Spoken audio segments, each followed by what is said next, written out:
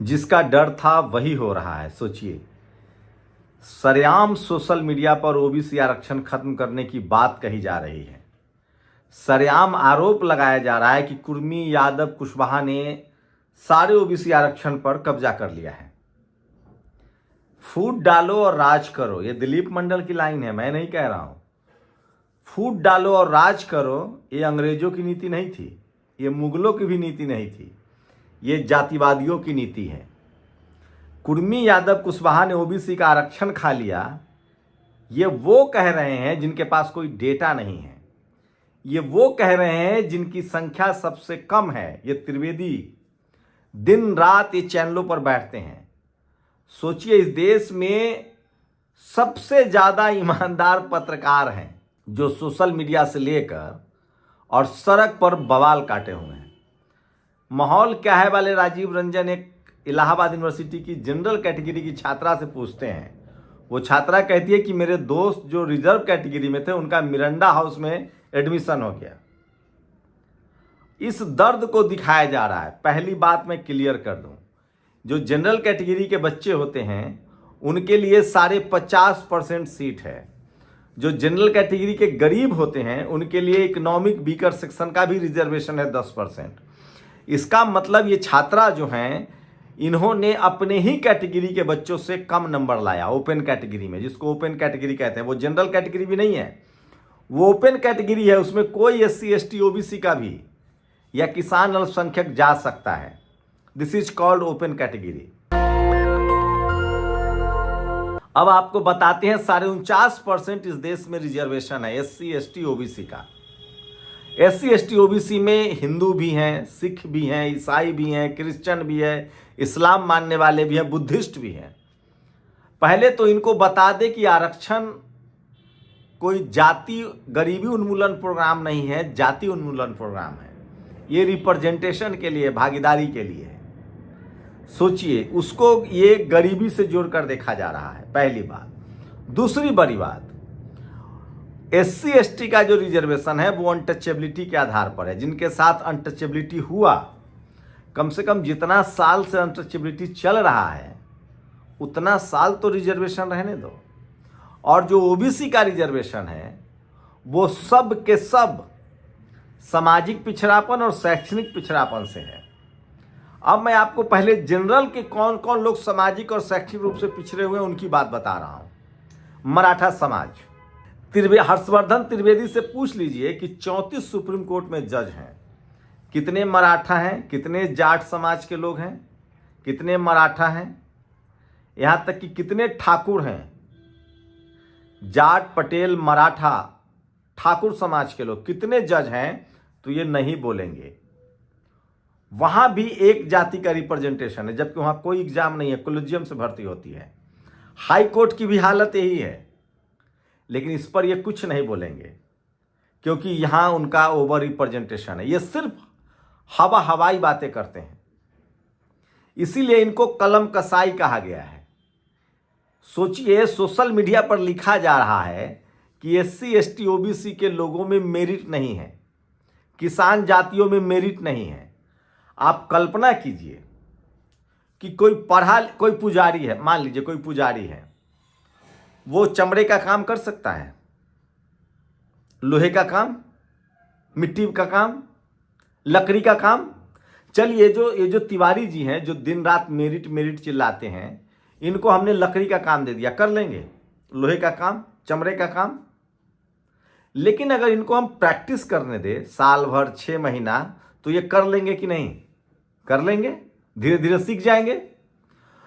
सोचिए, जिन लोगों के पुश्तैनी जिनको लकड़ी का, लोहे का, चमड़े के काम में धकेल दिया गया, उनसे कहा जा रहा है कि मेरिट नहीं और वो मेहनत करने वाले लोग नहीं है। सोचिए, जो पत्थर को तराश कर मूर्ति बना देते हैं, जो लकड़ी को तराश शानदार फर्नीचर बना देते हैं, जो चमड़े को तराश कर शानदार पर्स, बेल्ट और बैग बना देते हैं, जो मिट्टी का सीना चीर कर आपके लिए भोजन उगाते हैं, जो मिट्टी को सांचे में ढाल देते हैं, जो घर बनाते हैं, सड़कें बनाते हैं, दीवार बनाते हैं, ऊंची ऊंची इमारतें बनाते हैं, उनके पास वो मेहनत नहीं करते हैं। अगर उनको पढ़ने लिखने का मौका मिलेगा तो वो डॉक्टर इंजीनियर नहीं बन सकते हैं, वैज्ञानिक नहीं बन सकते हैं। मैं थोड़ा पीछे चला जाऊंगा तो इनको दुख होगा। इस देश में जब तक एक जाति विशेष के लोगों का, एक वर्ण व्यवस्था के हिसाब से एक वर्ण का पढ़ने लिखने का अधिकार था, हम एक सुई नहीं बना पाए, एक बल्ब नहीं बना पाए। इस दुनिया में इतिहास गवाह है, जब मेहनत का, सोचिए, कुकर का आविष्कार, फ्रिज का आविष्कार, जब मेहनत कश लोग जो लकड़ी का काम करते हैं, लोहे का काम करते हैं, जब उनको पढ़ने लिखने का मौका मिलेगा तो वो काम नहीं करेंगे। ये मेरिट की बात करते हैं, ये जितने मेरिट की बात करते हैं उन सबको अगर हम वो काम दे दें जिस काम के बारे में नहीं जानते हैं तो वो काम कर लेंगे। मैं इसलिए कह रहा हूं, ये वो काम करेंगे जब उनको मौका मिलेगा, सीखने दिया जाएगा। उसी तरह से पढ़ाई लिखाई है। और मैं दावे के साथ कह सकता हूं, जो लकड़ी का काम, लोहे का काम, जो बिना पढ़े लिखे पुश्तैनी तरीके से मेहनत का काम करता है, उसको जब पढ़ने लिखने का मौका मिलेगा तो ये इतिहास गवाह है कि वो बेहतर इंजीनियर, बेहतर डॉक्टर, बेहतर साइंटिस्ट मिलेगा, वो बेहतर कहानी कहेगा, क्योंकि वो उस पीड़ा को समझता है, वो उस दर्द को समझता है। प्रसव की पीड़ा वही समझ सकता है। तो इनका ये जो मेरिट मेरिट जब चिल्लाना है, मैं कह रहा हूं मेरिट मौका से आता है। मैं रोज कहता हूं आपको कि आप कितने भी अमीर हैं, फर्स्ट टाइम जाके एयरपोर्ट देखिए, अगर आप रेगुलर फ्रीक्वेंट फ्लायर नहीं है। और यूजीसी इसीलिए है कि वो तमाम लोग जिनके पुश्तैनी काम में मेहनत का काम था, जिनको वर्ण को व्यवस्था के हिसाब से सेवा का काम दिया गया, उनको भी स्कूल कॉलेज में आने का रास्ता खुले, ताकि वो फाइटर प्लेन बना पाए, ताकि वो एआई में काम कर सकें। नहीं तो आप सोचिए, उन लोगों को मेहनत कश नहीं कहा जा रहा है।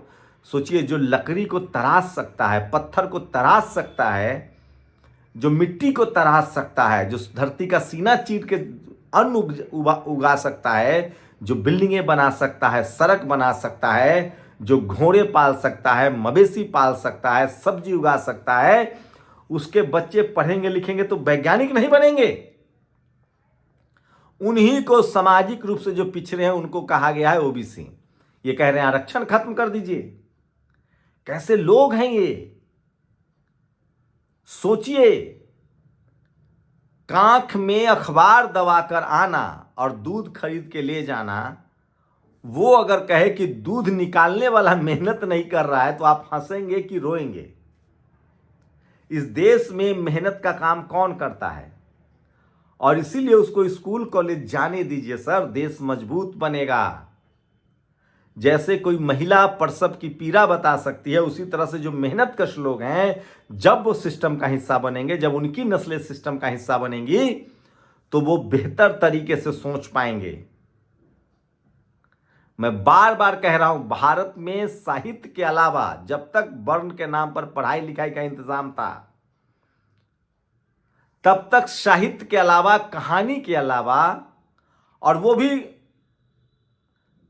मैं बोलना नहीं चाहता हूं कई बात, मैं कह रहा हूं जिसने तकलीफें उठाई है वही साहित्य भी रच सकता है। मर्द कैसे महिलाओं की कहानी लिख सकता है? शेर कैसे हिरण का दर्द बयां कर सकता है? पढ़िए आप प्रोफेसर तुलसीराम को, पढ़िए ओम प्रकाश वाल्मीकि को, पढ़िए नामदेव धसाल को, पढ़िए बाबा साहब अम्बेडकर को। ये तो अद्भुत है। जो मेहनत कश लोग हैं वो कह रहे हैं कि पढ़ाई लिखाई में फिसड्डी हो जाएंगे। अरे आपको एक मेहनत जो है ना, मेरिट जो है वो मौका से आता है। जब आपको मौका मिलेगा तो वो मेहनत करेगा। आप लकड़ी का काम, लोहे का काम, चमड़े का काम आप भी कर सकते हैं। नाले में कोई भी उतर सकता है, लेकिन उसको उस काम को तालीम देनी पड़ेगी, उसको बताना पड़ेगा। उसी तरह से कोई भी वैज्ञानिक बन सकता है, कोई भी साइंटिस्ट बन सकता है। इसका जाति से कोई लेना देना नहीं है, इसका सीधा सीधा लेना देना है मौका से। अब एक नई कहानी फैलाई जा रही है कि अरे कम नंबर वाले डॉक्टर बन रहे हैं, कम नंबर वाले इंजीनियर बन रहे हैं। अरे सर, आरक्षण सिर्फ और सिर्फ एडमिशन मौका के लिए है। जब कोई मेडिकल कॉलेज में एमबीबीएस या एमडी करता है तो उसको सेम नंबर ला के क्वालिफाई करना होता है। आप समझिए इस बात को, जब कोई आईएएस बनता है तो उसको छूट मिलती है, लेकिन उसको जीवन भर नौकरी करके साबित करना है। मौका को मेहनत से मत जोड़िए, मौका को मेरिट से मत जोड़िए। पहले मौका दीजिए, तब वो मेहनत करेगा और तब वो मेरिट में तब्दील होगा। और रही बात उस छात्रा की जो कह रही कि मेरे कम नंबर वाले दोस्त, तो उस छात्रा के लिए मैं कहना चाह रहा हूं कि छात्रा जी, आप अपने ही कैटेगरी के लोगों से कंप्लीट नहीं कर पाई हैं। ओपन कैटेगरी में आप बेहतर छात्रा नहीं हैं। आप उन रिजर्व सीट पर क्यों देखती हैं? वहां 90% लोगों का जंग है। 49.5% सीटों के लिए 90% लोग प्रयासरत हैं, और आपके पास 50 सीटें हैं जनरल कैटेगरी में, वहां सिर्फ 10% लोग हैं। इस बात को समझिए। और सबसे बड़ी बात, वो लोग खासकर पत्रकार ये बात बोल रहे हैं जिनके नौकरी के लिए कोई एग्जाम ही नहीं है। आप मेडिकल की पढ़ाई करते हैं, एमबीबीएस या एमडी, तो आपको एग्जाम देना पड़ता है प्रैक्टिस से पहले, इंडियन मेडिकल एसोसिएशन का। आप लॉ करते हैं तो भी आपको एग्जाम देना पड़ता है प्रैक्टिस से पहले। पत्रकारिता में कोई एग्जाम नहीं है, सब जुगाड़ से नौकरी मिलता है। जैसे हाई कोर्ट, सुप्रीम कोर्ट में जुगाड़ से नौकरी मिलता है। जहां जहां जुगाड़ से नौकरी मिलता है, वहां वहां सबसे कम इस देश के 90% दलित पिछड़े समाज के लोग हैं।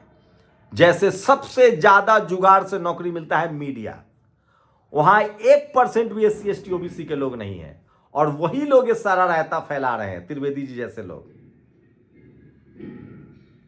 ये हर्षवर्धन जी। ये तो सीधे कह रहे हैं कि आरक्षण खत्म हो। मतलब अच्छा, इनके पास डेटा कहां से आता है? अरे जाति जनगणना करवाइए, दूध का दूध और पानी का पानी हो जाएगा कि कुर्मी, यादव, कुशवाहा कितना खा रहा है, और इकोनॉमिक वीकर सेक्शन का रिजर्वेशन कौन खा रहा है, और जनरल कैटेगरी में किसकी संख्या बढ़ी। आप बताइए, कितने ठाकुर समाज के लोग हैं, कितने जाट समाज के लोग हैं, पटेल समाज के लोग हैं। तो क्या कहा कि जाट पटेल समाज में मेरिट नहीं है? अरे आने तो दीजिए उनको। मैं इसलिए बार बार कह रहा हूं कि यह देश नाजुक मोड़ पर है। फिर से जातिवाद को लागू करने की कोशिश हो रही है।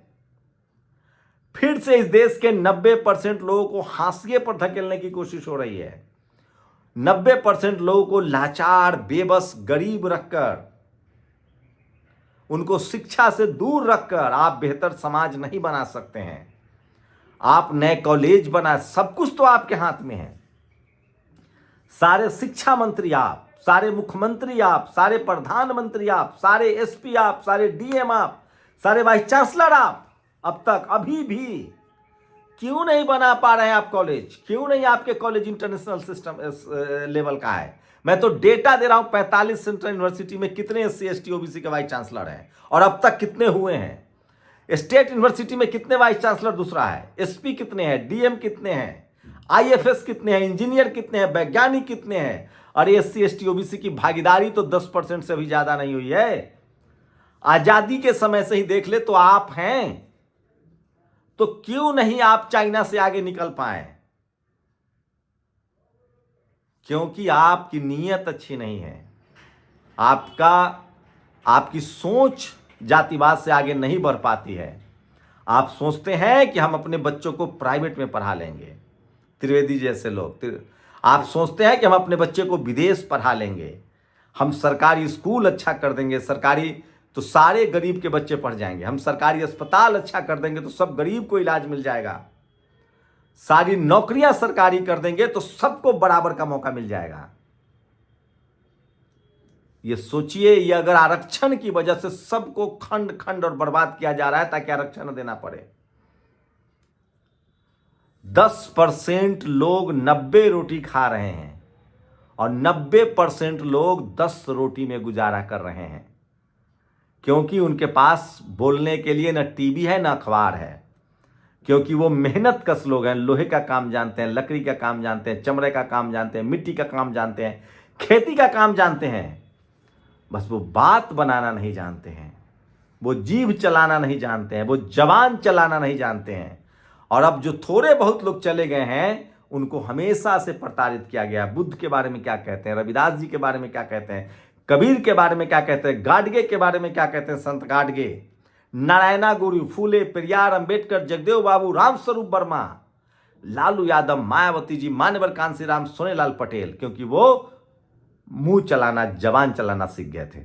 शुक्रिया। दस्तक की आपसे गुजारिश है कि अगर इसको बचाना चाहते हैं तो नेशनल दस्तक को सब्सक्राइब करने के लिए रेड कलर के सब्सक्राइब बटन को दबाएं, फिर बेल आइकन की घंटी दबाएं। नेशनल दस्तक को बचाने के लिए बहुत जरूरी है कि हर खबर को शेयर करें, लाइक करें, कमेंट जरूर करें।